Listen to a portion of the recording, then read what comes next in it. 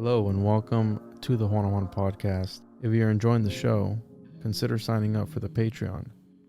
There you get ad-free content, early access, exclusive episodes, and monthly supporter hangouts. You can find it at patreon.com/the One-on-One Podcast.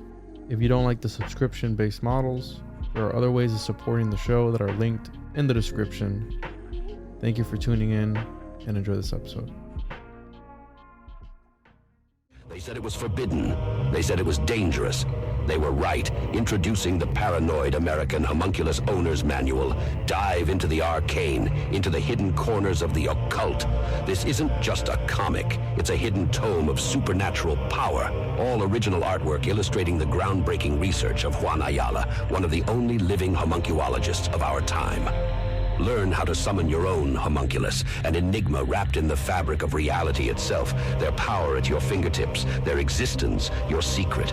Explore the mysteries of the Aristotelian, the spiritual, the Paracelsian, the Crowleyan homunculus, ancient knowledge lost to time, now unearthed in this forbidden tale. This comic book holds truths not meant for the light of day, knowledge that was buried, feared, and shunned. Are you ready to uncover the hidden? The Paranoid American Homunculus Owner's Manual, not for the faint of heart. Available now from Paranoid American. Get your copy at tjojp.com or paranoidamerican.com today.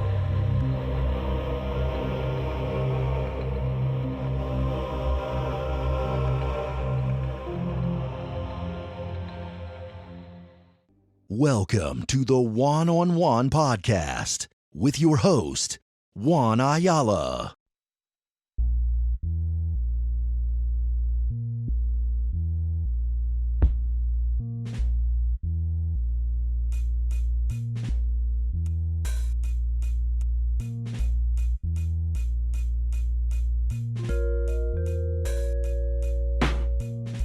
The language that we grow up with restricts our thinking and restricts what is possible for us to conceive of. And so he was very influenced by this. But Burroughs takes this to an entirely different level in the sense that he believes that language as a disembodied entity, that the information itself is actually a type of life form. And it's a type of life form which has constructed your body, your mortal body, your very fragile, temporary body. It constructs your body to live inside of it to achieve its own form of immortality. Your mortality, your death is sustaining another information life form who doesn't have to die because you die for it.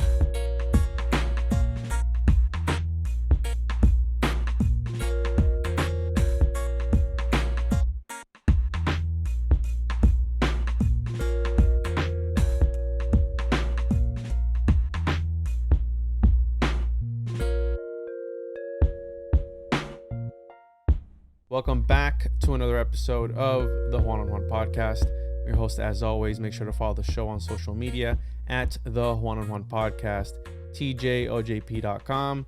Call me, leave me a voicemail. It's a 3-minute time limit. So please, 407-476-4606, 407-476-4606. For those that want more of the show, patreon.com/the One-on-One Podcast. All that good stuff. You know where to find me. If you're watching this on the YouTube, make sure to comment, like, subscribe. If you're on the RSS feed, leave a 5-star review, all that good stuff. Share the show with your friends and family. And joining me, I am very excited for this episode because this guy, I found him originally when I was, unfortunately, reading William Burroughs, and I came across that in an interesting way as well, which we can get into. But joining us today is Tommy Cowan. Did I say your last name right, Tommy? You did, yeah. All right, awesome. Cowan is a fellow Florida man. So welcome to the show for the first time, Tommy. How are you? I'm great. Yeah, I'm doing very well. And thank you so much for having me. Yeah, when I stumbled across your paper, so I found you on YouTube and I listened to a few of your interviews that you did about William Burroughs because unfortunately these sort of Crowley types, they're interesting individuals, right? And I don't know if it's all for the right reasons, but I listened to, I think, 3 or 4 different interviews that you were on, and you talked about a few different things. And then I came across your academia page because I was trying to find a way to contact you. And as soon as I saw the titles to your papers, my nipples became erect instantly. When I was like Devils in the Ink, William Burroughs, Brian Geisen, and Geometry as a Method for Accessing Intermediary Beings. I was like, yo, this is the guy I got to talk to. Okay, so yeah, that's how I found your work, Tommy. Do you have any websites? Do you have any books that you want to plug? Anything that the listeners, if they want to check out your further work or your academia page, they can find you on there, Tommy P. Cowan. Do you have anything that you want to plug? Just the academia page really is what I got going on right now. I'm in the middle of a PhD program, so I've been extremely busy with that and have allowed publishing and scholarship to somewhat lag a little bit behind other things, but that's okay. I'm going to catch up soon.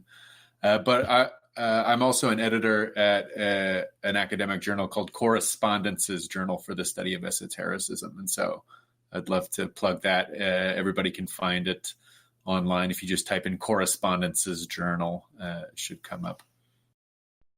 Send me a link to that and I'll post it in the description for people to be able to click on it.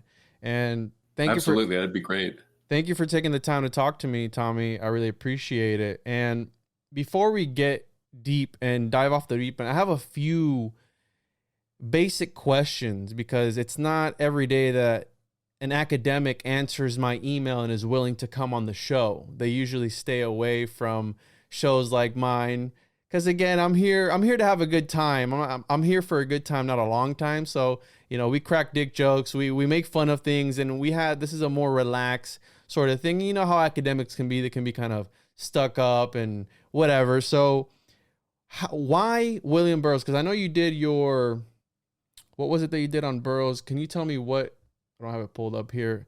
What you got what was it? My master's degree. Was it master's? Yeah, I didn't want to say PhD because I know you're going through that. But what was the title of that? Because I don't have it pulled up here. Let me see if I can find you. I did a Master of Arts at the University of Amsterdam in religious studies. Technically, is what my degree says, but I was in a very specific religious studies track there called Western Esotericism. So that's my scholarly sort of specialty. And my thesis, my master's thesis, was about William Burroughs. And I can't even remember what I titled it. Spirituality and Esotericism in the Works of American Author William S. Burroughs. That's what I was thinking about. I knew it wasn't your PhD, it was your master's thesis around this. Why Burroughs? And how'd you get even interested in the esoteric and the occult? Because it's all intertwined in there. What got you down this path? Yeah, I have been interested in religion and in what we could call supernatural or extraordinary experience for a very long time. But for as long as I can remember, it's always been something that's been very interesting for me, even with things like folklore and mythology and stuff like that. But I became much more interested in it when I was 19 and I tried psychedelics for the first time. And I would say psychedelics changed my life in many positive ways, but it also opened me up to a lot of interesting culture that was not necessarily popular in the sort of white suburban middle class background that I had. I believe the first psychedelic I ever did was psilocybin mushrooms. I thought they were really profoundly interesting. Continued to experiment. I believe the second thing I tried would have been called Hawaiian baby wood rose. So that's a type of seed that has lysergic acid in it, which is the base for making LSD, but it's a psychedelic in its own right. And then the third psychedelic I would have tried was ayahuasca. I did ayahuasca back in 2004. This is all around when I'm around 19 years old.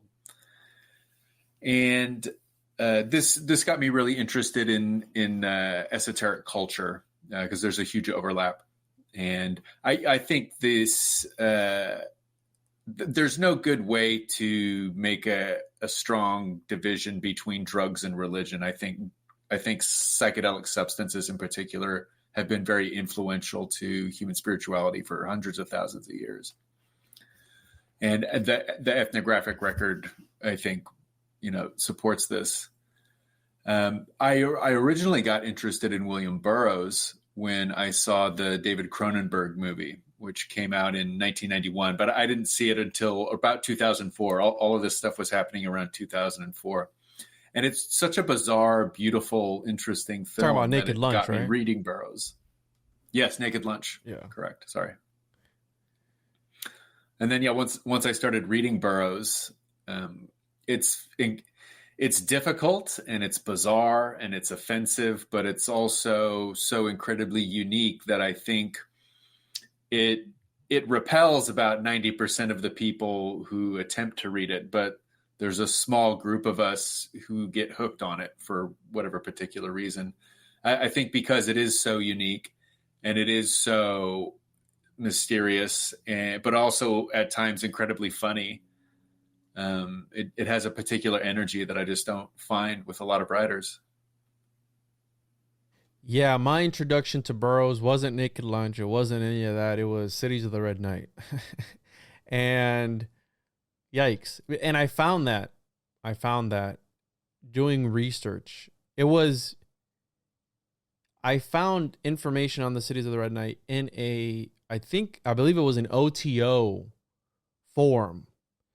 And it was about these obscene sexual rites that they were doing. And then the guy in there said something about he calls it the transmigrants in that story, and the acts that they would do to project their souls into the next vessel, I guess. And the reason I was looking at this subject matter is because in the community, I talk a lot about the homunculus, the alchemical homunculus, and how, there's tons of lore regarding this homunculus. And I was reading about Crowley's Moonchild and the Moon Children, and then I somehow stumbled across that. And when I started reading about Burroughs, because mind you, the book is super, how are you saying, it's super off-putting. So it can really do a number on you when you're reading these sort of things. It's like, this is, when I was reading, I was like, this is what people revere. This is the Burroughs that everyone's like, and when you start to look into his history, you go, wait a minute. Okay. So there's a lot more to this guy.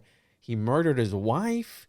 He was a chaos magician. He was doing what? And then all this craziness regarding, and I told my buddy SB, shout out to Sean, cause he was a little familiar with it. Yeah, this is the kind of guy where people, again, we wish he wasn't so interesting.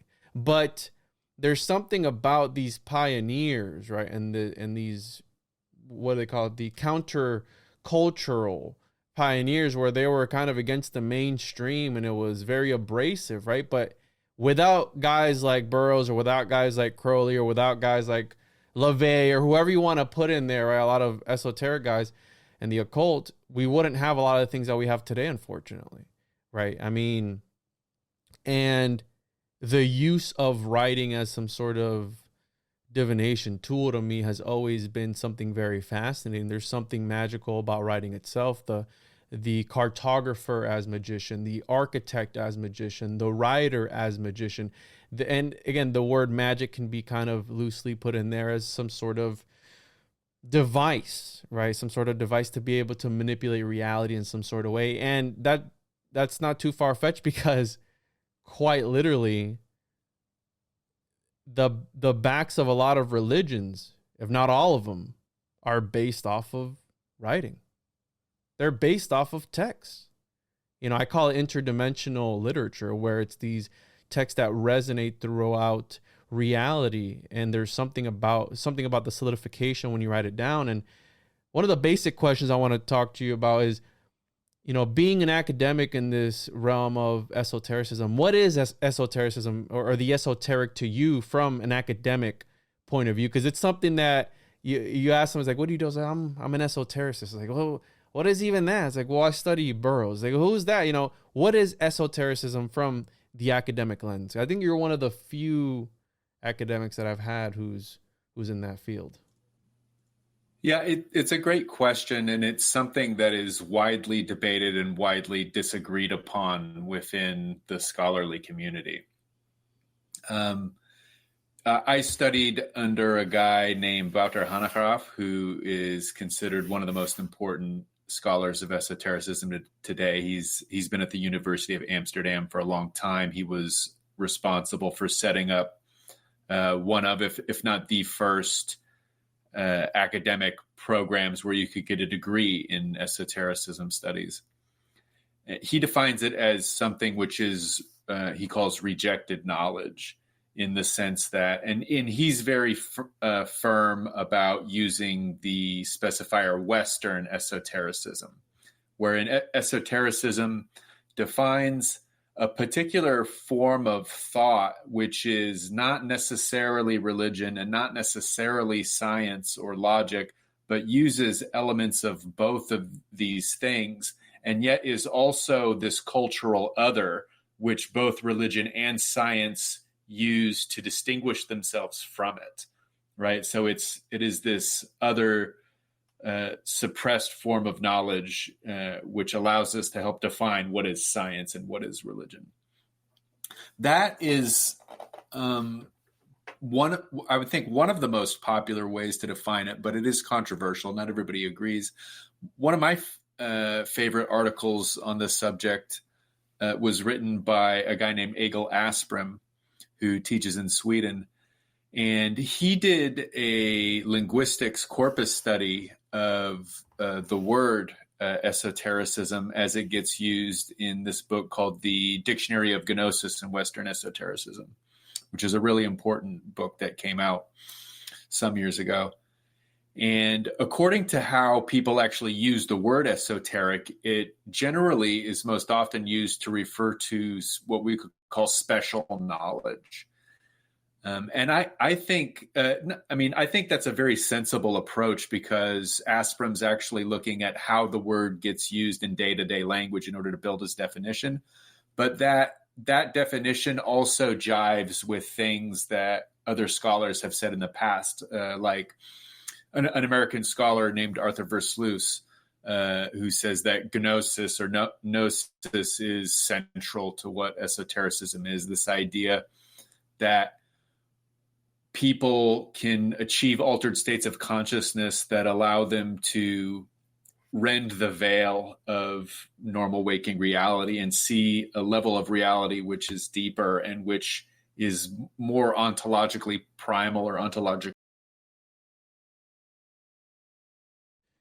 And right, we're talking about definitions, we're talking about language, we're talking about letters. I learned from your paper the letterism. I wasn't familiar with that concept. And do you know if Burroughs was inspired by James Joyce at all? A Joycean, inspiration in his works? Absolutely. He studied literature at Harvard as an undergrad and read all sorts of things, and was very influenced, I think, by a lot of Irish writers, not just Joyce, but also Yeats and Samuel Beckett as well. Because, right, the restrictions of language, which is one of the core principles surrounding Burroughs, this idea of linguistics being a sort of prison, right? Very Dickian Gnosticism in there, where the logos is the living word. And that I heard, I think it was Terence McKenna talking about it at one point. And there's things that sometimes mainstream history doesn't answer. For example, like the Gnostics and what gnosis was. It's like this idea of this sacred sort of knowledge that once you learn it, but then all of the rituals and everything that we have with the Gnostics are very obscure. We don't know what they were for. We don't know what this vowel magic was for. We don't know what any of this was for. But, and I've always thought to myself, I go, well, what if once you learn the gnosis, you fizzle out of reality? You cease to exist. And I think it was Burroughs, if I'm not mistaken, that speaks about how there's a string of letters, a string of words that quite literally can unravel you and destroy you. and I guess make you not be here anymore.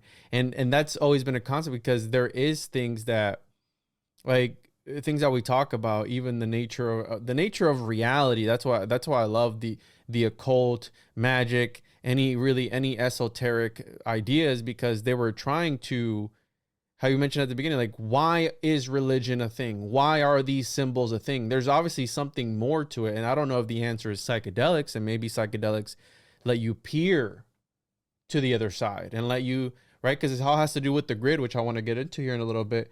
But this idea of doing away with linguistics, and what I got from it was, from his works, the reasoning for the obscurity and the nastiness, for lack of a better term, like the uncleanliness of it, is to obliterate the consciousness of the reader.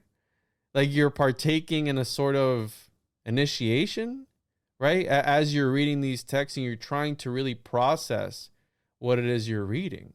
Like, what can you speak on that aspect of the linguistic constraints, the language being a sort of extraterrestrial virus, parasite, if you will? Yeah, that's something he's very famous for saying, that language is an alien virus, or language is a virus from outer space. And Burroughs is influenced by a lot of people in this regard.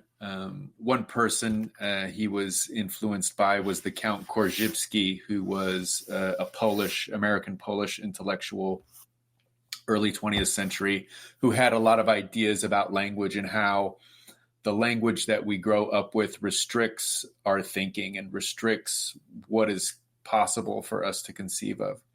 And so he was very influenced by this. But Burroughs takes this to an entirely different level, in the sense that he believes that language, as a disembodied entity, the information itself is actually a type of life form. And it's a type of life form which has constructed your body, your mortal body, your very fragile temporary body. It constructs your body to live inside of it, to achieve its own form of immortality, right? So your mortality, your death, is sustaining another information life form who doesn't have to die because you die for it, right? And this has gone over in a little bit more detail in a text he wrote called Aphuk is Here, and he gets a little bit more explicit about it. Although it's still extraordinarily difficult to understand as Burroughs explains it. Even at his most explicit, he's still a little dense. And how do you spell that? You said Aphuk is here? A-P? Aphuk, A-H-P-O-O-K. Aphuk is here. And Aphuk is one of the Mayan gods of death. Oh. So, but one of the things that's so interesting, I think, about Burroughs and about cut-up writing in particular, this writing style he developed where he was cutting up particular texts and rearranging these elements in order to look for sentences that he likes, which would then, once he gets these new sentences, these scrambled sort of sentences, he would then look in his environment for synchronicities to see if they come true. But he's also using this type of writing to produce altered states of consciousness. He wrote in a letter to Timothy Leary one time, him and Leary knew each other a little bit. And Burroughs turns his back on psychedelic drugs in 1961. He has an intense period of experimentation with psychedelics, which, lasts from the late 50s all the way through 1961.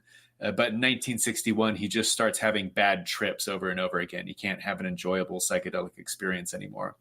So he's convinced that psychedelics is a tool for demonic entities or archons to take advantage of us. And so he writes a letter to Timothy Leary trying to convince Leary that drugs are not the way and that you can get high just by reading, right? But reading cut up writing specifically. And I think it's interesting because when you get into some of these passages from his most, let's say, his most unusual or most courageous kind of works, such as The Soft Machine, and you're reading this type of experimental cut-up writing for long periods of time, 5, 10, 15 pages straight of cut-up writing, you do enter a different mode of thinking, and your reading becomes very passive, and you end up slipping into this passive reading and reading several pages that aren't really registering consciously. You're going to this unconscious sort of trance-like mode, and then you'll snap back into a real scene that actually has a regular narrative structure. And it's like jumping around in time as though it's a dream. And so for him, it was also not just a way to aesthetically represent what dreaming and consciousness is like, but to allow the reader to enter particular trance states for a variety of reasons. So one reason why you might want the reader to enter a trance state is to sort of break down the cultural and linguistic programming, which is restricting their thinking in the first place. But there's also ritual elements involved, most particularly ritual elements of violence. So in the 1968 version of The Soft Machine, which was published in the UK, which is kind of hard to find now. I don't think they've done a reprinting of it in a very long time. You begin reading several pages of cut-up writing, and then you're snapped back into a scene of a man in a hotel room in Morocco, which is actually, this hotel room that the guy's in is actually based on a real place in Morocco that Burroughs lived in, that he thought a demonic entity was haunting. And then the demon appears in this guy's hotel room and he attacks it. He attempts to kill it. And so there's this incredibly complex picture going on where the book is forcing the reader into a trance state and then dropping them off in this basically real location where this fictional battle with a demon takes place, and what Burroughs believes is probably a real demon that exists there. So he's using literature to transport his intentions through time and space to this place, and to commit violence against this intermediary being. Whoa. So you said a lot there, Tommy. You're the language, alien virus, information as a sort of life form that uses you as a vessel. You die off for it, and the information continues to live. Wow. And yeah, and that's why it's, when you are reading cut up, it is a lot of times, and I'm sure people can relate and think about this, the powers that be, they don't want you writing anymore. Actual writing, actual pen. Well, obviously this is an electronic version. I use a Remarkable, but you get what I'm saying. They want you typing. So you're disconnected, because my retention, at least for me, goes up drastically when I'm handwriting notes. Obviously it's not due to time constraints, it's not a good choice, but it is something more personable about journaling. You have Jung also talking about journaling your dreams and all these different things. So the art form of writing itself, and then reading. People don't really read anymore nowadays, and we literally have all the literature that we could possibly want at our fingertips at any point in time. And so getting high from reading, that's such an interesting concept. I never understood it. And a lot of times when you're reading a book where your mind starts to wander, and it might not wander on something, esoteric or metaphysical, but it might wander about, like, did I send that email? And you're still reading, or even when you're doing an audiobook, your mind will wander. You're not paying attention to the words that are being said. And this can apply to anything, to a movie, to whatever, to a conversation. Your mind will start to wander. And you find yourself, when you're reading, you go, oh, let me reread that again because I wasn't paying attention, as you're actively reading. So you go back, but the cut up method is so distracting.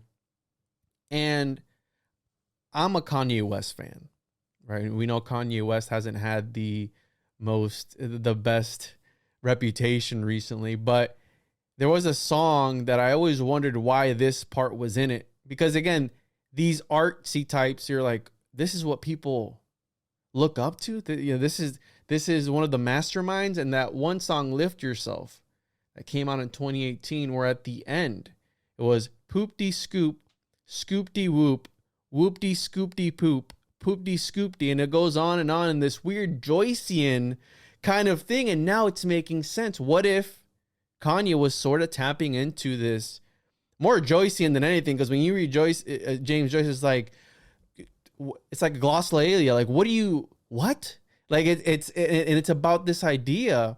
Maybe, I don't know if I'm sure that they were doing it on purpose, but there was this one quote that I read, and I think it was Terence McKenna, where they talked about how James Joyce said, if humanity was to end, I want this book, and I think it was either Finnegan's Wake or the other one, I want this book to be what they use to, if people find this in the rubble that is left over, it's the only thing that they find. I want them to rebuild humanity from all the letters in this book.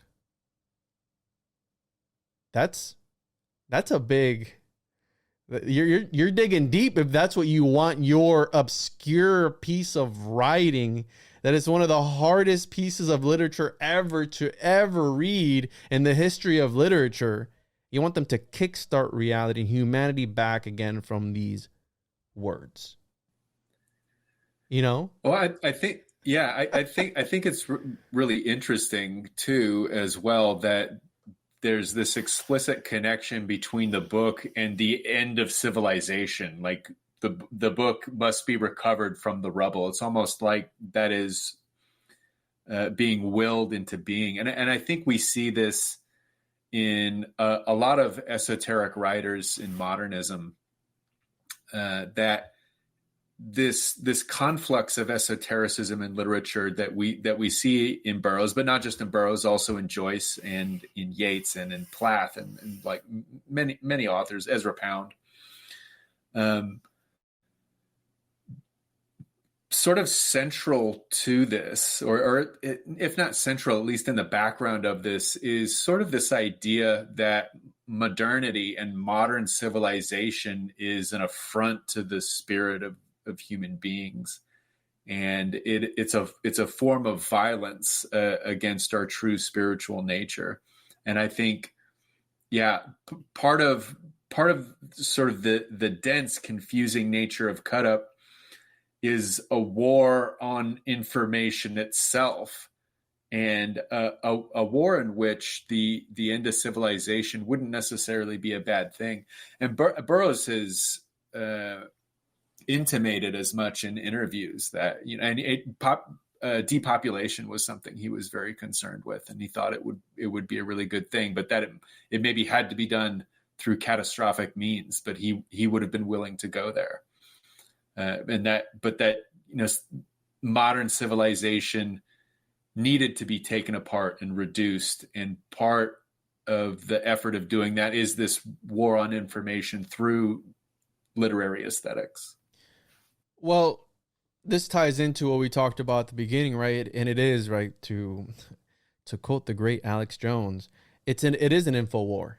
It's been about information. Depending on which cosmology you follow, it's been about information since the conceiving of humanity and humankind in the Garden of Eden, in this other realm where it's like, yo, you can do whatever you want here. You can have whatever you want here. There's just one thing you can't have. Oh, what's that? Don't eat from that tree. All right, cool. Fair enough.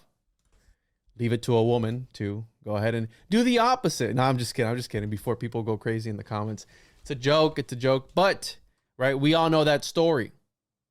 It's about the knowledge of good and evil, right? So knowledge, and it ties into esotericism, to occultism, to all these things where it's a group of people having access to knowledge that they believe they should only have access to. Only the initiated will have access to this information. And I think it was Rosicrucian cosmology or symbolism by, I forgot who, 1912, I think it was written. This has always stood out to me, where To the uninitiate, this text means one thing. But to the initiated, it means something completely different. Those letters transform. And they can read kind of sort of between the lines.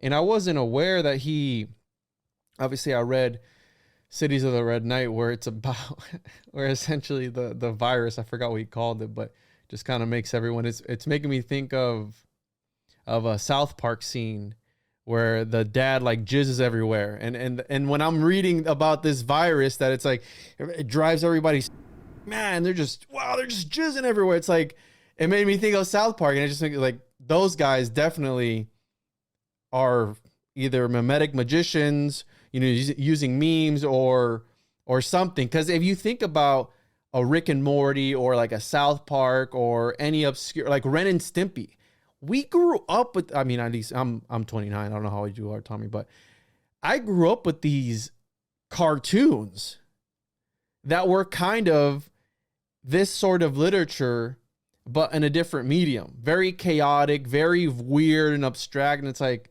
what is going on here, right? And I think there's something about writing, something about storytelling and being able to write something down where it's a different medium. It's a different sort of media, because you're able to, not how you said, transport the literal consciousness of your reader somewhere else and let them, and there's something powerful about letting them themselves visualize what the characters look like, what the scenes look like, versus a movie where kind of it forces that's also powerful. It forces that picture on you. You ever read a book and then watch the movie and you go, it's not how I pictured them. You know what I mean? Like, I kind of liked it better when I could read and just kind of form my own picture in my head.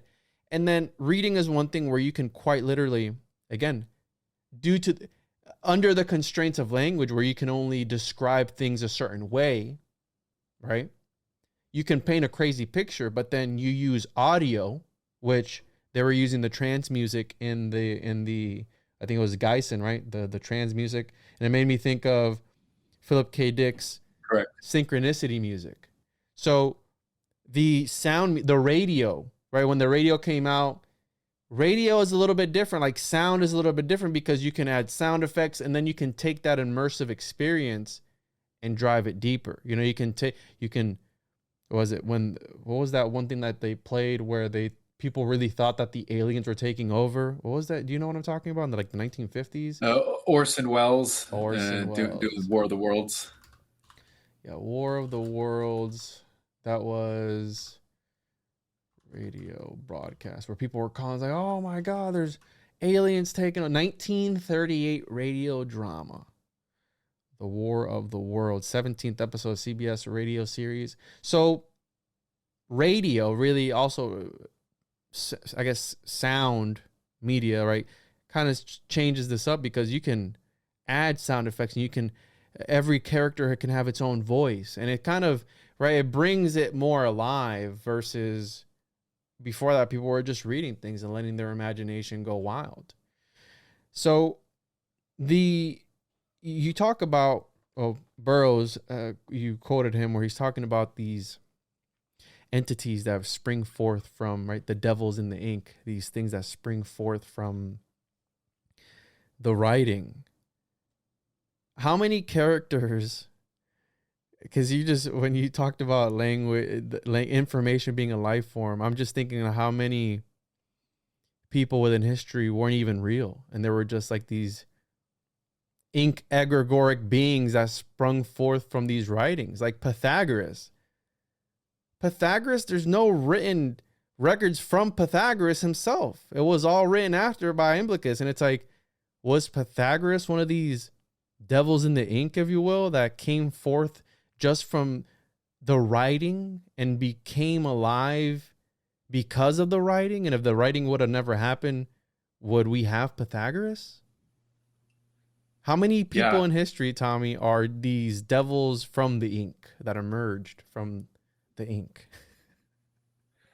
Yeah, I mean, it's an excellent open sort of question. And I mean, even if Pythagoras was a flesh and blood person, certainly the impact that he had through writing is what allows us to talk about him today, and was so much more impactful and important than whatever he could have done during his own lifetime in a particular sense.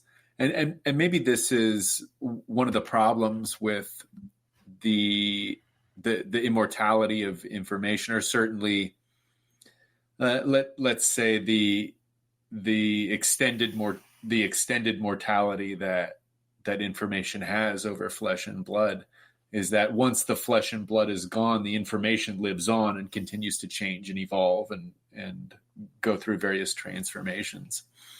And maybe in some ways that's good and that's bad. If Pythagoras was really not a great guy, maybe it's better that we just have, the stories about him from Iamblichus. But, maybe Pythagoras actually had a particular doctrine that was well beyond and much more important than what survived in the writing as well. And in that sense, information is also a way to obscure the impact that people had during their lives. And it also gets into this particular psychic realm of tulpomancy or the egregore, in the sense of if a character emerges totally from the mind of another person and is put into writing, at what level does it become real? At what level is it actually a flesh and blood or material entity in its own right? Because thoughts have materials. And if the character exists in thought, it has to have some material existence that is corresponding to all of that. And then that brings a question. It's like, how many thoughts are not even our own? Because that's also another concept where it's, where do thoughts originate from? And that you can clump that in with what is consciousness, what is reality, what is everything else, because it's just making me think of, again, back to this Platonic thought of Plato talking about remembering everything. And there's something to be said about that, because people remember different lives that they had at one point in time. And not only that, but right, this idea of visualization and being able to enter, or we can talk about Hinton and being sucked into the cube, or into the geometry, into the hypercube, right? This sort of weird thing. But the idea of that in your mind can exist an entire universe per se, right? An entire cosmology. If you look at all these writers, right, and characters, not only characters that are created for a story, but also characters for writing. They're called characters, right? The letters are characters. But it's always fascinated me that I can visualize anything I want at any point in time, things that I haven't even seen or experienced, where you can visualize that. And I don't know if it was your paper or what I was listening to, where it talked about how sometimes the mind will come up. So when you're remembering something, the mind will sometimes come up with scenarios that didn't really happen when you had that experience, but it fits better with your brain. I don't know if that was your paper or not, because I've been reading a lot these past couple of weeks, but it was the idea that when people are remembering something, they don't remember it how it's supposed to be, because sometimes the brain will kick in and fill in gaps for them. So you can't even trust your own memory sometimes, right? Speaking of the art of memory or whatever. But yeah, the brain will come in there and fill things in. And it's like that idea morphs into something completely different. And I don't know how many times you've been somewhere where you go back and revisit, you were somewhere childhood and you go back as an adult and it's completely different than you actually remember it. And it's like it was your brain kicking in. But the concept of being able to visualize monsters, things, landscapes in your mind by just closing it. And I don't do sensory deprivation anymore, but when I would do the sensory deprivation, that was one of the things where your mind would just wander to just weird, crazy places. And I think that's where maybe, right, the mundus imaginalis, in my opinion, is a real place. And you are able to pull things out. And maybe that's what, I know it's a big word, quantum computing does. Because, they've talked about how they extract information from parallel realms and drag it down into hours, and they're able to extract information from it. What does that mean? I have no idea what that means, but what if I believe that the original computers was this? And I want to get into the quadromancy, I think is what you called it in your paper. But before I do that, there's a book, or I think it's a collection of works. It's about Athanasius Kircher, The Last Man Who Knew Everything, by Paula Feindlin. I guess that's how you say it. And in it right, where we're talking about the idea of information living and existing, and essentially that's immortality. And there's something in this book that it was about portraits at this point in time. I think Kircher was, I want to say 16th century, if I'm not mistaken. Let me double check that before I spread fake news. But Kircher was 17th century, so 1602 to 1680. Jesuit scholar. He was a polymath, and he has a very interesting history. But one of the things in this, one of the papers, I guess, in this collection is quasi-optical palingenesis, the circulation of portraits and the image of Kircher. And essentially they get into the idea of, they believe that they could achieve immortality by having their portrait taken, and that would exist on its own, and it kind of would carry on their it's just their image that would, and it's quasi-optical palingenesis. And I'm a sucker for like cool catchy names. That's why I loved your paper, right? The Devil's in the Ink, and the idea of intermediary beings and being able to access that. But yeah, the idea of existing forever. And I'm in Florida, we're in Florida, and we have Juan Ponce de Leon, who might have not even been a real person. Christopher Columbus might have not even been a real person, right? When you start to look into the history. And the idea of immortality, the fountain of youth, wanting to achieve immortality, which, what if you achieve immortality as long as people remember your name, just simply remembering your name, as long as they remember it for forever? And maybe that's why the elites, the lizard people, as I like to call them sometimes, if they are lizards or not, doesn't matter, name streets after themselves. They name buildings after themselves. They name cities after themselves. Like all these different of the name needs to be alive. The letters, the characters within that name, that's the living information, right? That's the living logos that was frozen. Yeah. And the Dead Sea Scroll, the Nag Hammadi, whatever it was, And yeah, do you have anything to say about that? Yeah, I mean, it's fascinating to look at Burroughs from this perspective as well, because he was very influenced by the Egyptian Book of the Dead, or the Books of the Dead, as we might say, wherein the Egyptians believed that the soul had to go through an arduous journey after death in order to achieve immortality, and it wasn't guaranteed. And so there were particular things that the grieving family or priests or various other officials would have to read in order to guide the soul of the deceased. And Burroughs is incredibly influenced by this idea, and it informs a lot of his work from Naked Lunch onward, wherein the ritual elements of the book are not just violence against demonic entities, but they're violence against demonic entities in an effort to create his own immortality. So Burroughs sees the books as generating a metaphysical realm wherein his soul can enter after his own death. Wow. And you're not supposed to read the Book of the Dead if you're alive. It's interesting too. I think it's, yeah, right. But I think from Burroughs' perspective, the fact that other people did read it was, part of this group mind generation of the metaphysical realm through the consciousness of other people. This was part of the ritual apparatus, let's say, is the fact that there is an audience, right? Yeah, the observer effect. I think there's something to be said about that. And I think that's why ceremonial magic is a thing. Because, right, the world is a stage, and we all have our entrances and exits.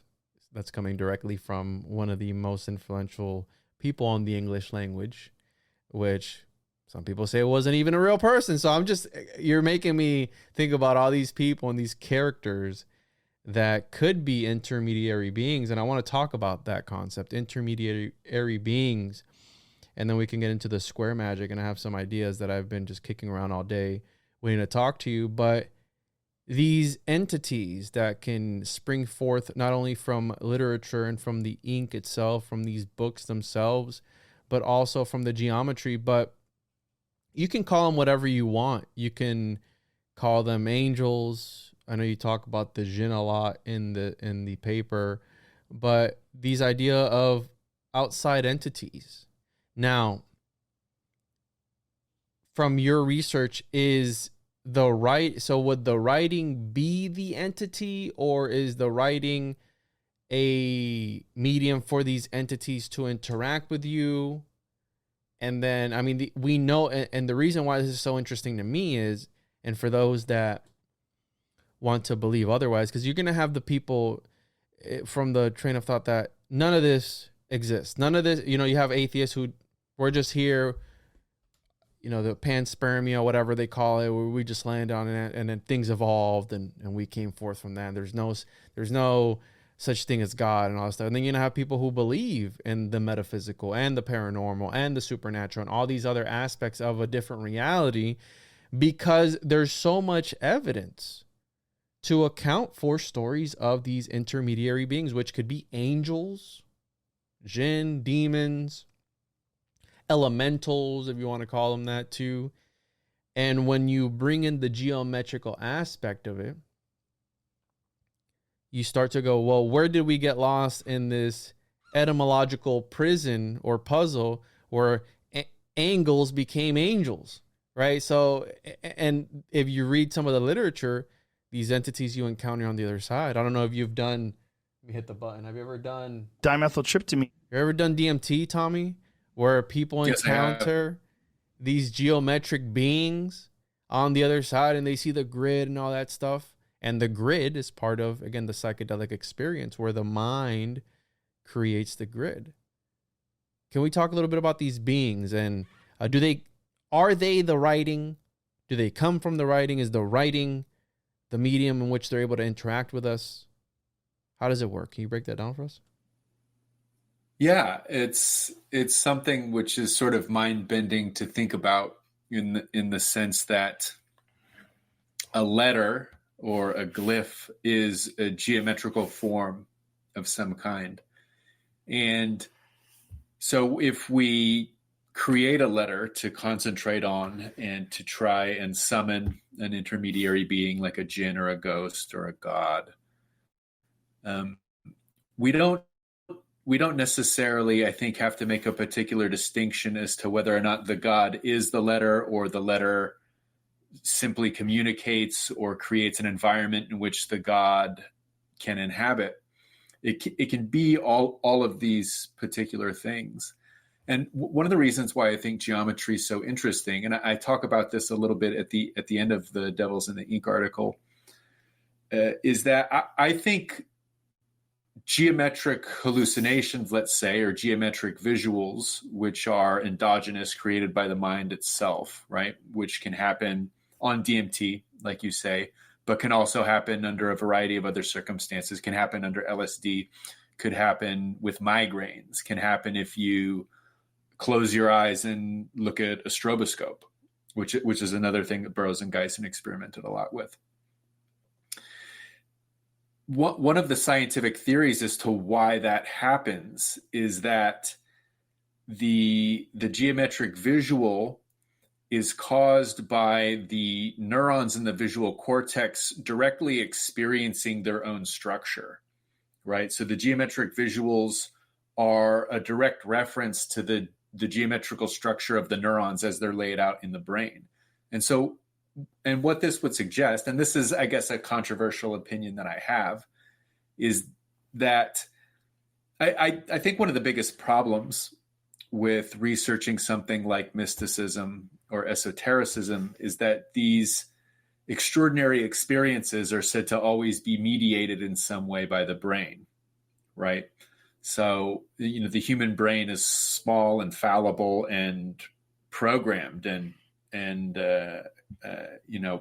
imprisoned by culture and experience and all these things. So how could we trust the truth of anyone's particular description of the mystical? It's impossible for the mystical to fit inside anyone's mind. And I think that's a fair point. However, I think if we're seeing the geometric visuals, which are, I think, a transcultural phenomena in a lot of mystical experience. I mean, we see it in lots of, we see it in very ancient art. We see it in the use of entheogenic or psychedelic drugs. We see it in Jewish mysticism. We see it in Eastern mysticism.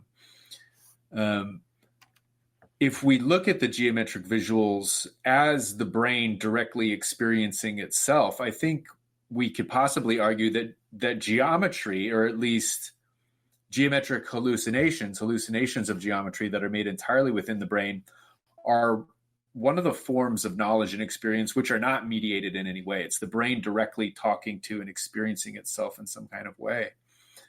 And this would likely be, I think, one of the most primordial kinds of experiences that one could have, and which is a reason why it's so often associated with these mystical states where people do believe they've accessed something which is incredibly imperfectly true. And at the point at which the brain directly experiencing itself, or let's say the visual cortex directly experiencing itself, produces this unmediated experience of geometry, at what point do we say that the geometry represents the brain, or the brain is geometry, and therefore the being itself, the living entity itself, is geometric? Fundamentally, is geometry before it's anything else. And maybe that's also the reason why artificial geometries like we see in ancient art, or in Islamic art and stuff like that, why they are so effective as meditational tools for achieving altered states of consciousness, is that they're tapping into the truth of the geometric being in and of itself. Yeah, mandalas. They're essentially what they are, as carriers, vehicles for consciousness, for whatever, right? To transport you to another realm. And you mentioned about God perhaps being letters. The Pythagoreans believe God was number, what came first? Did numbers come first, or did letters come first? Do we know? Pythagoras would probably say that God is a number letter. There you go. It happens at the same time. Interesting. You see how that works? So it's like you're worshiping this thing, and you have the Tetragrammaton. You have, right, where God spoke reality into existence. And one of the things that has always fascinated me, right? So we're speaking about using writing as a medium, or as a gateway, or as a portal, if you will, to entities on the other side. And again, keep in mind that the actual letters itself might be this entity, who knows?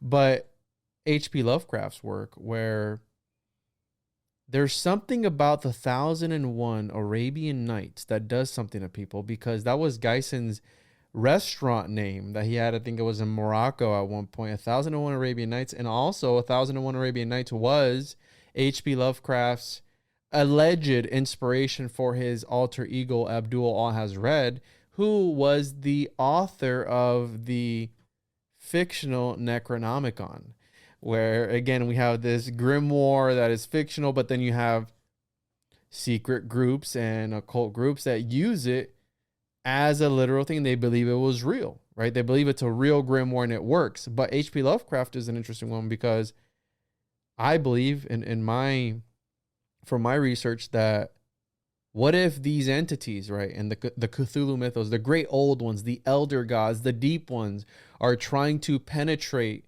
our reality and our existence through the use of stories, through the use of letters, through the use of books, literature, and H.P. Lovecraft has always been one where he birthed, right, no pun intended, this mythos into existence. And they were contacting him during an altered state of consciousness, which was sleep. A lot of his ideas would come from his night terrors. And if I'm not mistaken, was Burroughs also having nightmares as well? Was at one point, or am I making that up? Yes, when he was very young, yes, he had nightmares. And, but it came sometimes it came from from his experience during when he was 4 years old, right? Where allegedly he had something happen with his nanny at the time, right? Yes, we're not entirely sure what happened to Burroughs, but it's widely believed that he was abused in some way. We know that something happened which caused his nanny to get fired, and she was deported back to England. We're not super sure what it is. There's multiple theories about it. Burroughs, at one particular point, was convinced that what had happened was he witnessed his nanny having a miscarriage, and then he saw her burn in the basement in the incinerator. It's certainly possible. It would seem like a very unusual thing to happen. And certainly it, if this poor woman did have a miscarriage, it doesn't seem like that's something that she should get fired over. Yeah. Barry Miles, who wrote the Burroughs biography, Call Me Burroughs, came out in 2013. His belief is that Burroughs was forced to perform oral sex on his nanny's boyfriend, which seems probably a more likely scenario for the results of what happened to her getting fired. Yeah. But yes, absolutely had nightmares, bad dreams. Burroughs himself was also obsessed with dreams, kept dream journals. His own dreams appear frequently in his cut up writing. There's actually a Burroughs archive here at Florida State University, which is one of the reasons why I came to do the PhD here. And there's a lot of cut-ups in the archive from the 1970s. And it's interesting because it gives us a sense of the particular types of materials that he saw fit to cut up and do divination with. And one of the things that he liked to cut up was his dream journals. Wow.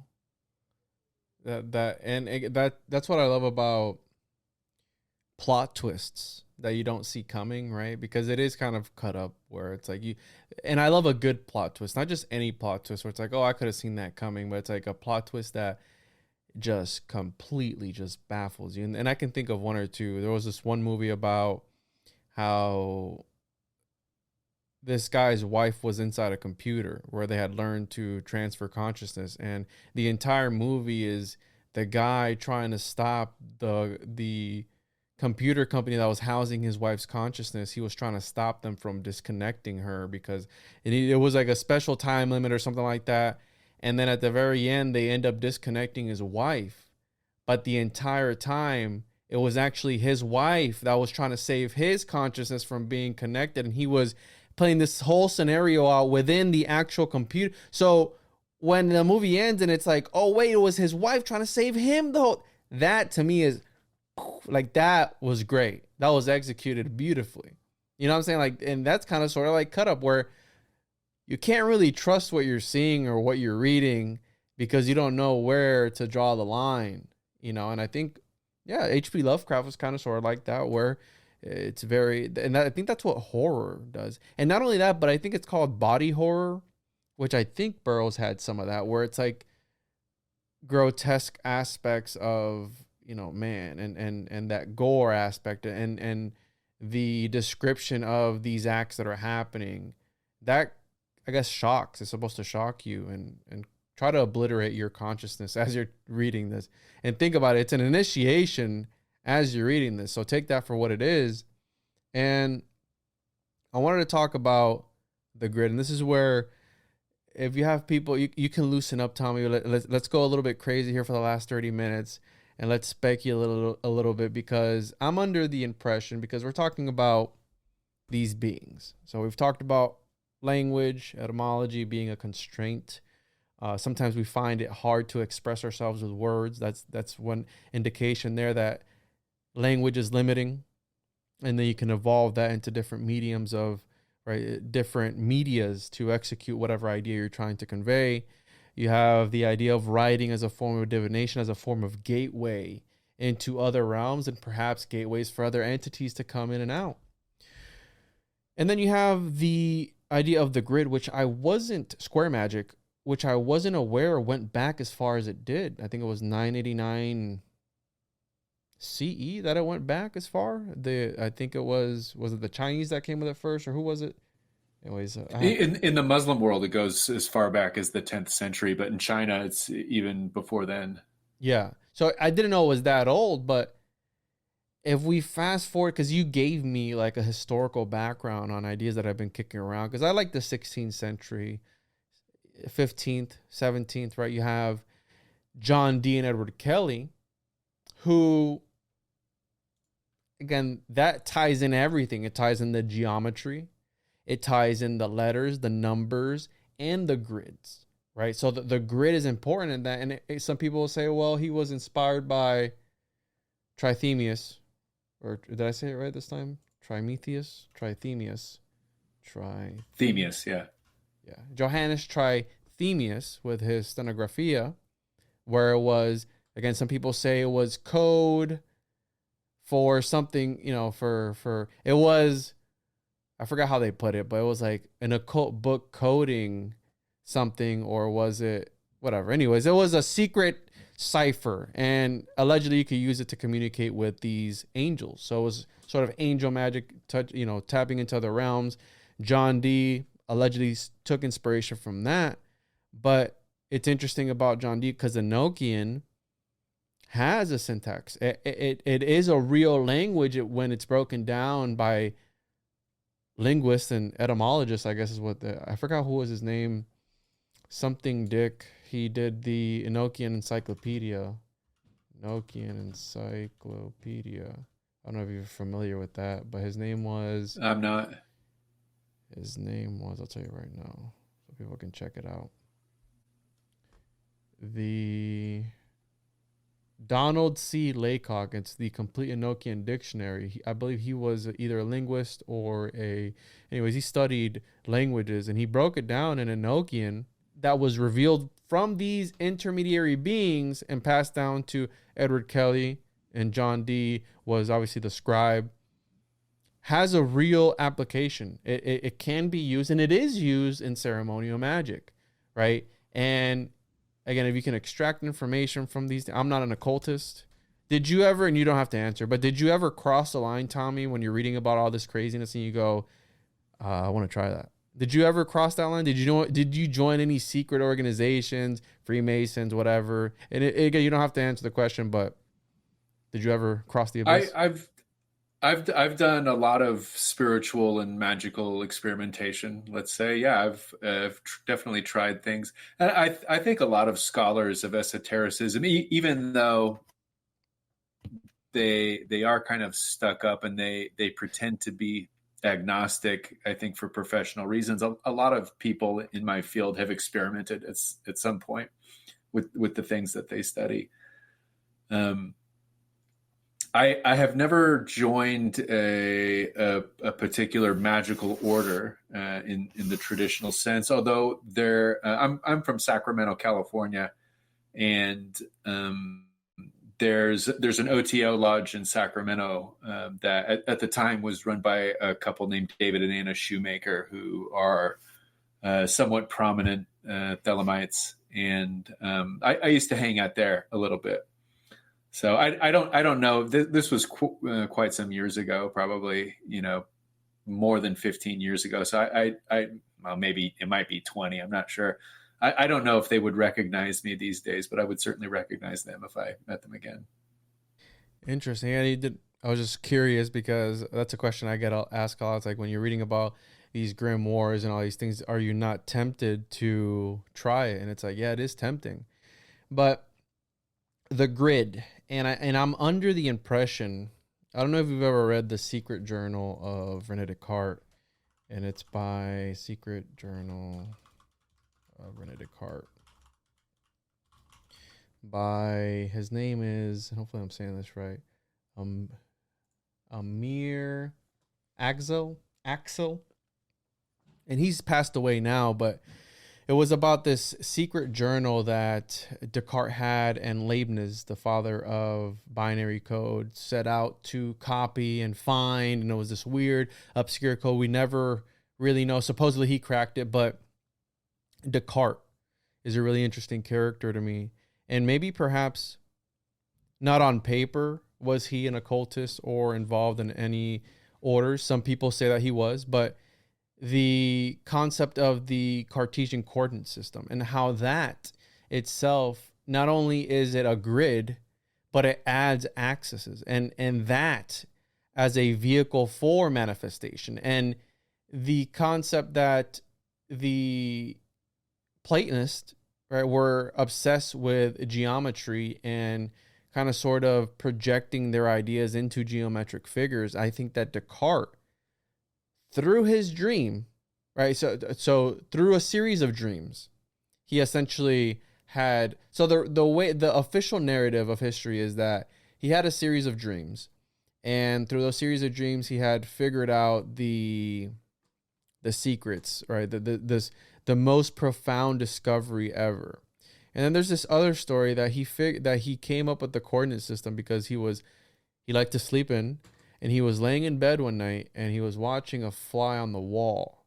And he's like, how can I pinpoint how this fly is? How can I translate that, right? Like, well, C3. It's like, oh, there's the fly. And that, from that, essentially, from a fly, supposedly, he came up with the Cartesian coordinate system. I think it came from his dreams, and the dreams that he had, it was a series of dreams, which he writes about. And maybe on paper he wasn't an occultist. I believe he was, and I have my own reasons for that, and I've covered it on the show before. But the concept of him perhaps giving the key for essentially all of mathematics and everything through this grid, and it's tied, and that's what's always fascinating me, that it's this grid that was passed down, who knows from where, but he was surrounded by alchemists. And I would tie in alchemist with occultist. In my opinion, it's a form of occultism, alchemy. But he was closely associated with a lot of alchemists and prominent ones. And the one that killed him, Christina of Sweden, who had collections of various books and was surrounded by a core of alchemists, right? I mean, some people say he was a Rosicrucian. I mean, again, there's no solid evidence that he was using mathematics as a sort of divinatory device, but I believe that he was able to come up with this Cartesian system and use mathematics as a sort of mathesis, where it's like the worship of numbers.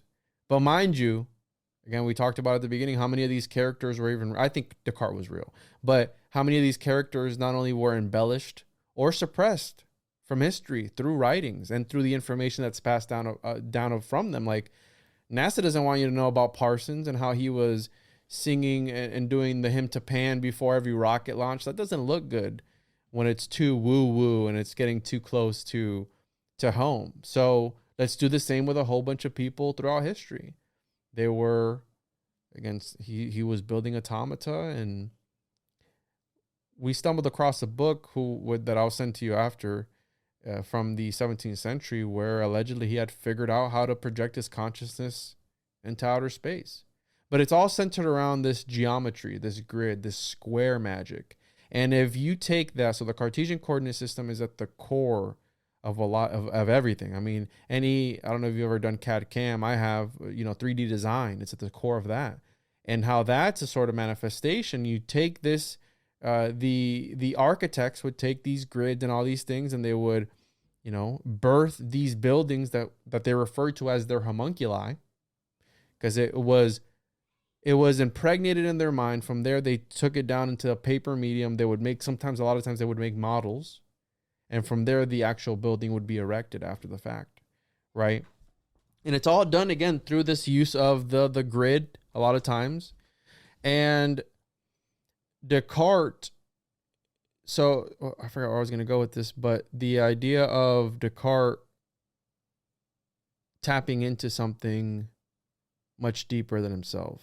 and I don't know if you know anything about Descartes or not, but do you have anything on the Cartesian coordinate system as far as, because that you can use it, right? You have the longitude and latitude system, which John Dee is tied to as well. And that's a sort of grid, and maps back then, not only were they to show locations of places, cartography, but they were also used as talismans. And I think it was in the Cities of the Red Knight where they jizz on a map to find treasure.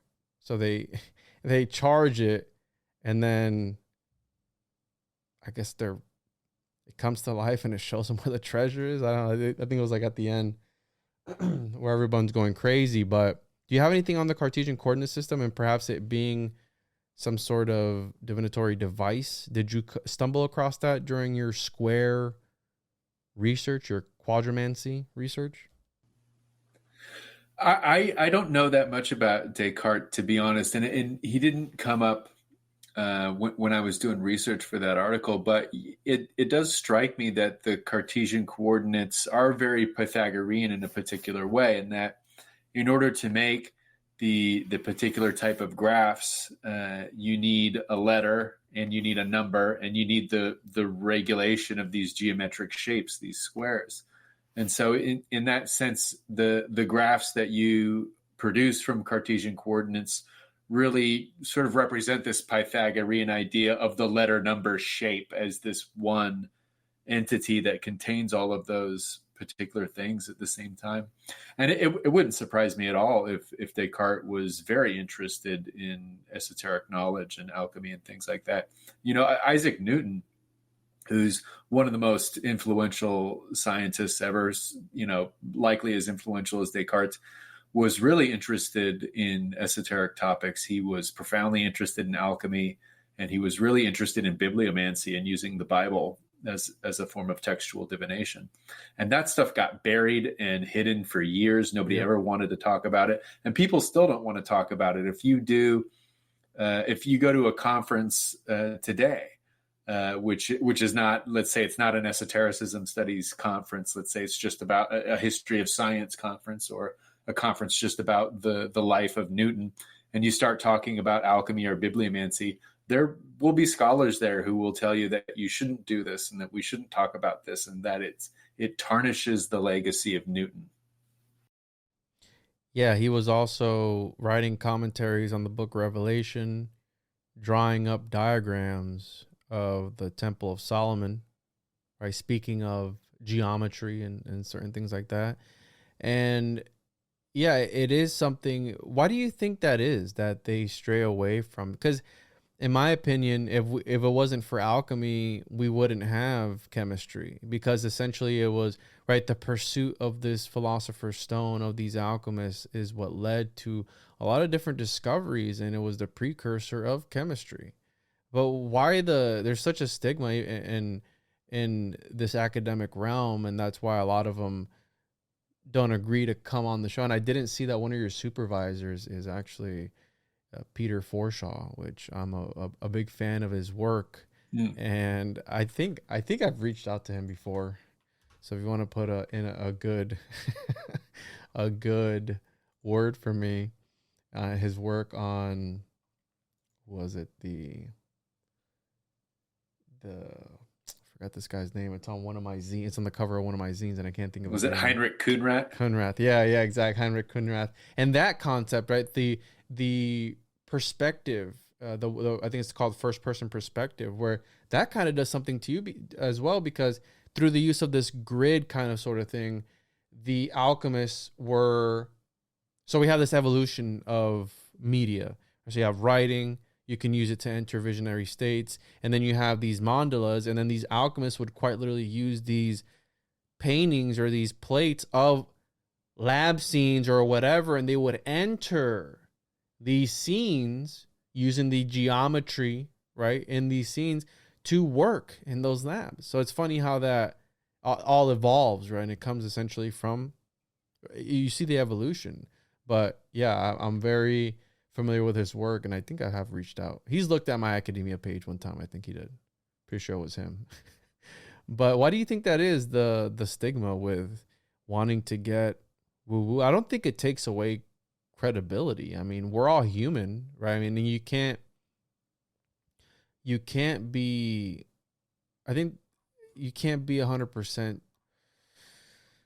stoic when it comes to these sort of topics, right? Because they do come from somewhere, and it comes from guys like Burroughs who they push the limits. They make new frontiers to be explored because they're pushing those lines further and further, and it's paving the way for people to go up to that line and keep pushing it further and further. And again, you don't have to answer the question as to why it's such a stigma within the academia, but do you want to give input as to why maybe they are so hesitant to let people bring forth these too woo-woo of concepts to the public, I guess? I mean, we know it's there. Yeah, I mean, it's a really complex picture, and there's a lot going on. I think a big part of it comes from the history of Christianity and the history of state religions in the Western world and in the Muslim world as well, where there are particular ways of talking about religion that are seen as dangerous to society, and they carry very grave penalties. I mean, in the case of al-Hallaj, the penalty is death for having the wrong religion, even though al-Hallaj also claimed that he was Muslim and that he knew the truth about Allah. It didn't jive theologically with the standard state perspective. And so you have a lot of similar stuff coming in the Middle Ages, in the Christian era and stuff like that. And especially once the New World is discovered and we have the domination of the Americas, the beginning of the colonial era, and this intersects with also the beginning of population sciences as well, and this is when witch hunts really become a big deal, is sort of after the discovery of the New World.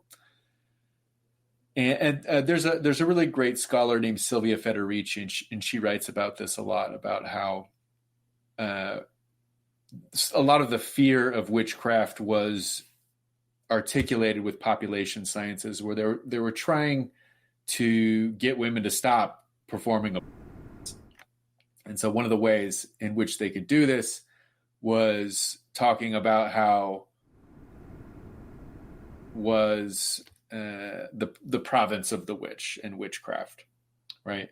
And so it's a way of justifying the state's interests through religious aesthetics, and we see this in the Americas as well, in the sense that one of the reasons how Europeans were able to justify their domination of the indigenous Americans is that they're not Christian, right? So it's for their own good that we bring them Christianity.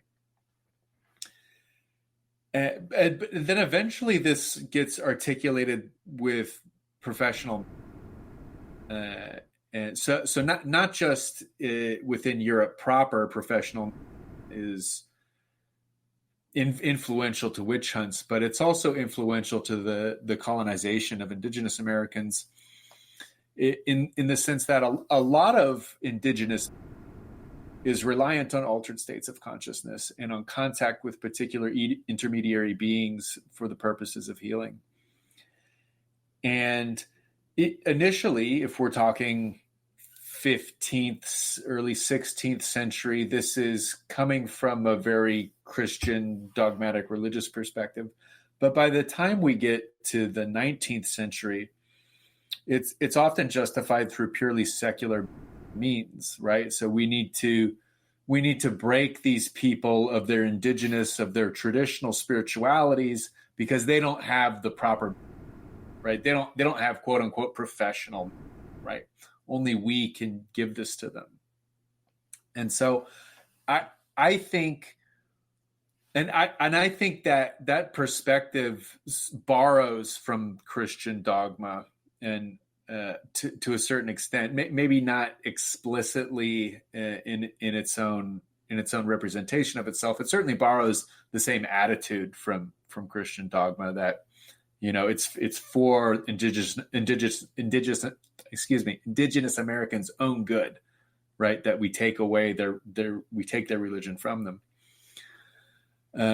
But this idea that professional should be forced upon you at the expense of your tradition, I think this is alive and well in our society today, and I think this is influential to the stigma that we have around strange religion, in the sense that allowing people to believe something which is not part of a professional code of population science, which professional is certainly part of population science today, is not only a threat to them and their health and their population, but it's now, and especially in the area, it's an effect on all of us, right?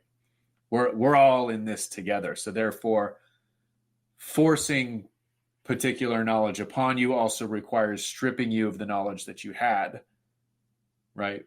And I think probably most of the scholars that would have this stigma of Newton being an alchemist or Newton being a bibliomancer, they would never say all of that explicitly, and probably most of them would tell you that they've never thought anything like that in their life, and they don't actually believe in any of that. And we can't project any of that onto them, which is fair enough. But I think the stigma is a dogma, and it does have a legacy in the colonial project, and in the dogma of professional and the dogma of population science that was very effective for the colonial project. What if that's another form of this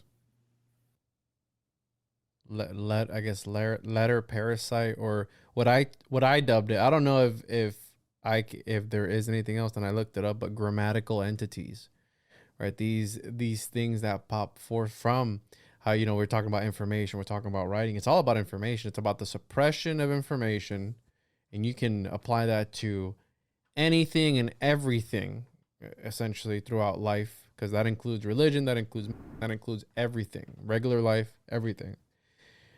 And what if that's, another one of these aspects of like it trying to take over in some sort of way?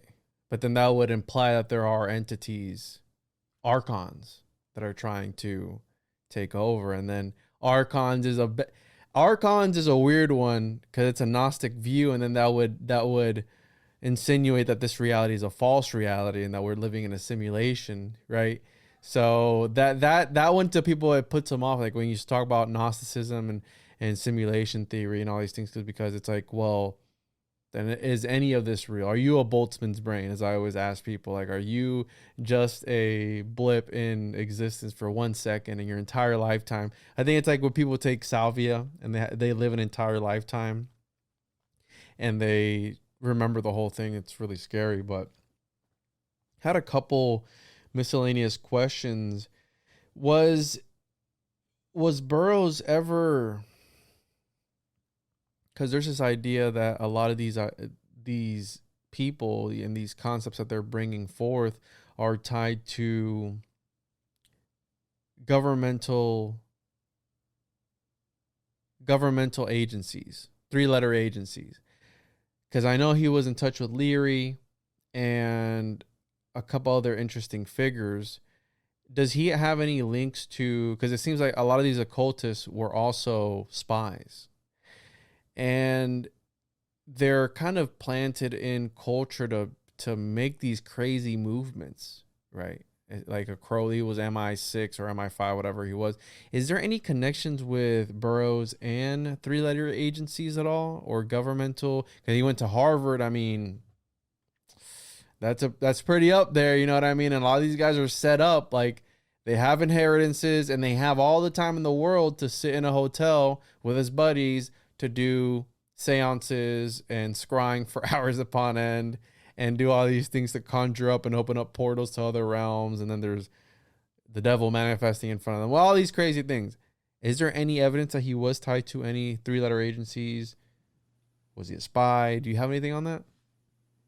Well, it's an interesting question. It's been theorized that he was secretly CIA. So we know that Burroughs, as a young man in his 20s, was floating around and trying lots of different things.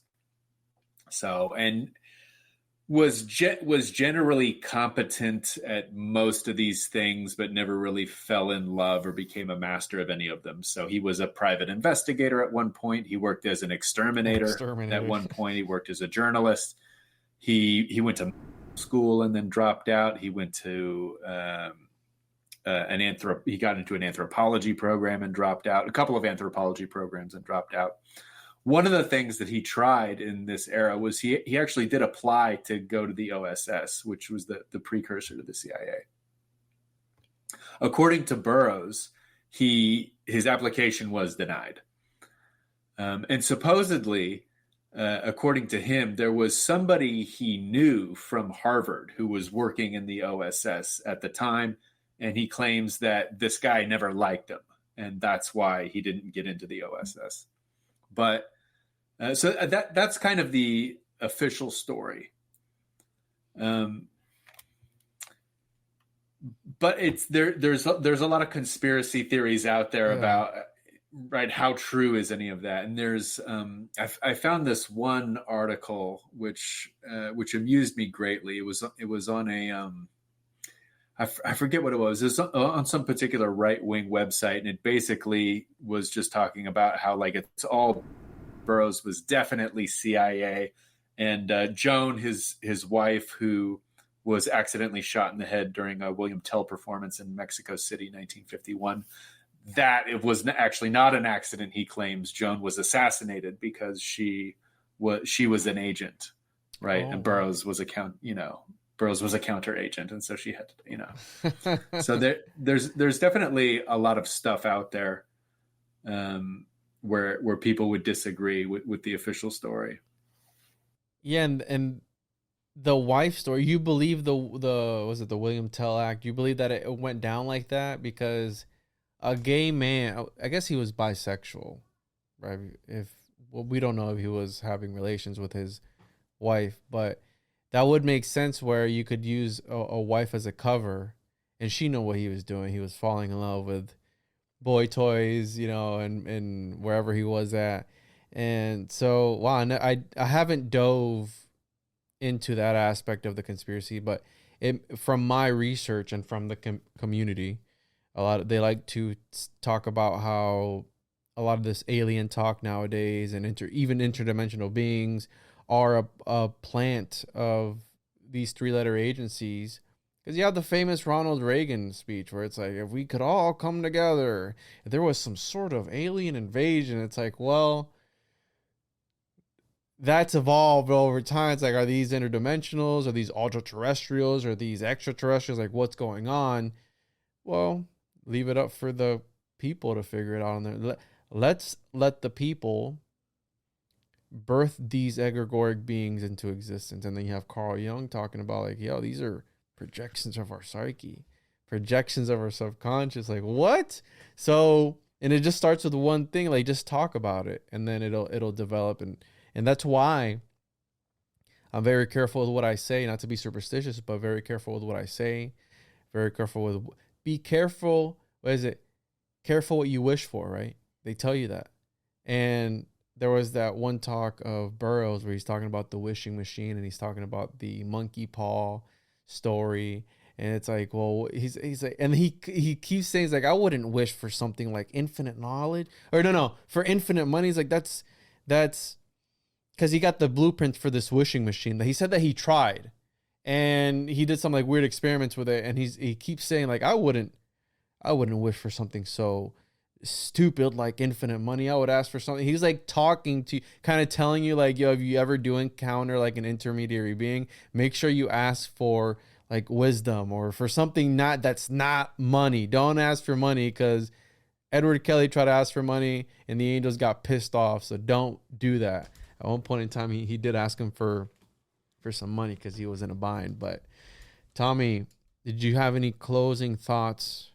Thank you for risking your reputation to come on this podcast and speak with me today. I had a lot of fun. Hopefully I didn't ramble on too much. But yeah, do you have any closing thoughts before we leave the people, and plug your stuff again for the people if they want to follow you on academia, and anything you want to leave them with? Yeah, well, first of all, yeah, thank you so much for having me. It was a real pleasure to be here. I also had a lot of fun. Yeah, and I guess my overall mission in writing about people like William Burroughs, but also David Lynch now a little bit, and W.B. Yeats, and this is a reason why I think podcasts like this are so great, is that there is this stigma about esoteric religion, about heterodox religion or weird religion, and definitely a stigma about people who have had what we could call supernatural or extraordinary experiences. But I think if we really look at it, it's not that uncommon, right? It's not that uncommon for people to have extraordinary experiences. It's not that uncommon for people to have weird beliefs.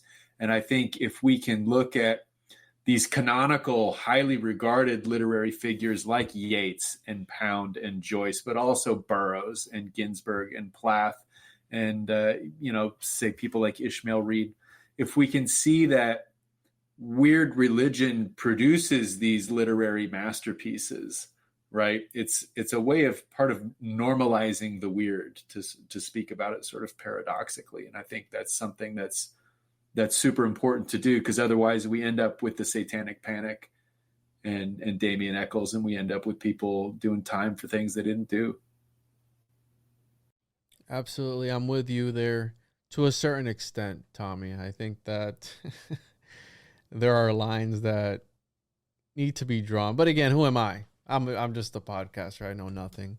But yeah, no, I agree with you. Again, there is a lot of things that put me off when it comes to a lot of these occultists, but if it wasn't for them, I try to be as unbiased as I can be when it comes to any subject that I speak about.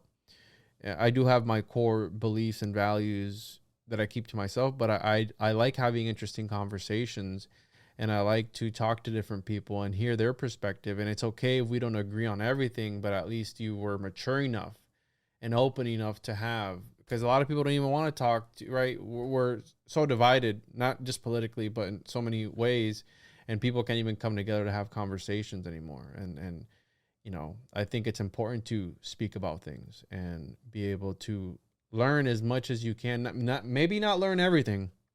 How my 5-year-old thinks that you can know everything in the entire world.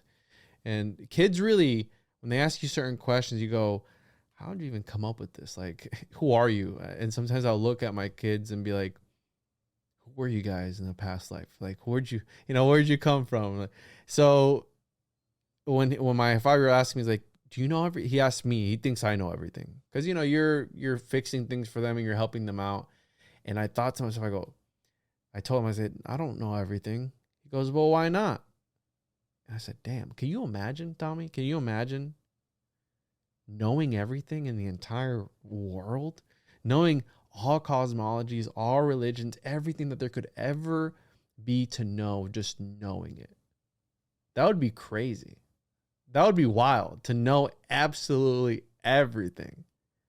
And I was like, yeah, there's just no way you can. He's like, no, but who says you can't? I go, there's a lot you still have to learn, little Padawan, right? Young Padawan. So, Tommy, I'm going to have you back on again. Once I finish Twin Peaks, I want to have you back on to talk about it, because I'm almost done with season 2. I'm like episode 20 of season 2. So I'm almost done. And I hear season 3 is, I'm going to watch the movie Fire Walk with Me after season 2. And then I think there's another movie after that, right? There's another movie. Was there a second movie? I think there's just one movie, but yeah, there's season 3 is quite long, and all the episodes are an hour. Yikes. All right. Well, we're going to do this. We're going to, there's a book too, isn't there? Yes. Oh, there's a couple of books. Oh, there's a couple books. Oh, yeah. The books are good. I was told that it was going to be a grind, and I'm here for it. I'm grinding it out. And the first season was an initiation. I got past the first season, and I need to be rewarded once I get to the end of this tunnel. So we'll see. But once I finish that, Tommy, I'll hit you up. And if you'd like, you're going to get plenty of good feedback from my people. My people are good people, and they're open-minded. So hopefully you'll be up for coming on again and talking to us. I'll make sure to post your links in the description. Tommy, again, thank you so much for being here with me tonight. And as always, everyone, make sure to follow the show on social media at the One on One Podcast, tjojp.com. Call in, leave a voicemail. I'll play it on the show, 407-476-4606. Patreon.com/the One on One Podcast. If you're a YouTube member, shout out to you. Appreciate you. And as always, everyone, see you on the other side.